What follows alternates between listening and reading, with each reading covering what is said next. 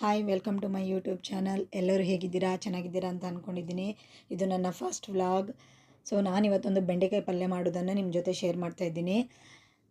ಒಂದು 1/4 kg ಬೆಂಡೆಯನ್ನು cut ಮಾಡಿ ಇಟ್ಕೊಂಡಿದ್ದೀನಿ. ಒಂದು ಈರುಳ್ಳಿ, ಒಂದು ಚಿಕ್ಕ ಟೊಮೆಟೊ, ಒಂದು 4 ಹಸಿಮೆಣಸನ್ನು ಕಟ್ ಮಾಡಿ ಇಟ್ಟಿದ್ದೀನಿ. ಹಾಗೆ ಒಂದು ಅರ್ಧ ಕಡಿಯಷ್ಟು ತೆಂಗಿನಕಾಯಿ ತುರಿ ಕೂಡ ಕಟ್ ಮಾಡಿ ಇಟ್ಕೊಂಡಿದ್ದೀನಿ. ಮತ್ತು ಒಂದು ಅರ್ಧ ಲಿಂಬು ಗಾತ್ರದಷ್ಟು ಹುಣಸೆ ಹಣ್ಣನ್ನು ನೀರನ್ನು ನೆನೆಸಿಟ್ಕೊಂಡಿದ್ದೀನಿ. ಒಗ್ಗರಣೆಗೆ ಅಂತ ಜೀರಿಗೆ, ಸಾಸಿವೆ, ಅರಿಶಿನ ಪುಡಿ, ಒಂದು ಬಾಣಲಿಗೆ ಒಂದು ಚಮಚ ಎಣ್ಣೆ ಹಾಕಿ ಬೆಂಡೆಕಾಯಿ ಹಾಕಿಬಿಟ್ಟು ಚೆನ್ನಾಗಿ ಫ್ರೈ ಮಾಡಿ, ಅಂದರೆ ನೋಳೆ ಅಂಶ ಎಲ್ಲ ಹೋಗಬೇಕು, ಆ ಥರ ಫ್ರೈ ಆಗಬೇಕು. ಫ್ರೈ ಆದಮೇಲೆ ಒಂದು ತಟ್ಟೆಗೆ ಎತ್ತಿಟ್ಕೊಳ್ಳಿ. ಅದೇ ಬಾಣಲಿ ಇಟ್ಬಿಟ್ಟು ಒಂದು 2 ಚಮಚ ಎಣ್ಣೆ ಹಾಕಿ ಜೀರಿಗೆ, ಸಾಸಿವೆ ಮತ್ತು ಹಸಿಮೆಣಸು ಹಾಕಿ ಚೆನ್ನಾಗಿ ಫ್ರೈ ಮಾಡಿ. ಹಸಿಮೆಣಸು ಚೆನ್ನಾಗಿ ಫ್ರೈ ಆದಮೇಲೆ ಈರುಳ್ಳಿ ಹಾಕಿ, ಈರುಳ್ಳಿ ಕೂಡ ಚೆನ್ನಾಗಿ ಫ್ರೈ ಮಾಡಿ. ಈರುಳ್ಳಿ ಚೆನ್ನಾಗಿ ಫ್ರೈ ಆದಮೇಲೆ ಅರಿಶಿನ ಹಾಕಿ ಟೊಮೆಟೊ ಹಾಕ್ಕೊಳ್ಳಿ. ಟೊಮೆಟೊ ಸ್ಮೂತ್ ಆಗೋ ತನಕ ಫ್ರೈ ಮಾಡಿ. ಆಮೇಲೆ ಸಾಲ್ಟ್ ಬಂದು ನೋಡಿಬಿಟ್ಟು ಹಾಕ್ಕೊಳ್ಳಿ, ನಿಮ್ಮ ರುಚಿಗೆ ತಕ್ಕಷ್ಟು.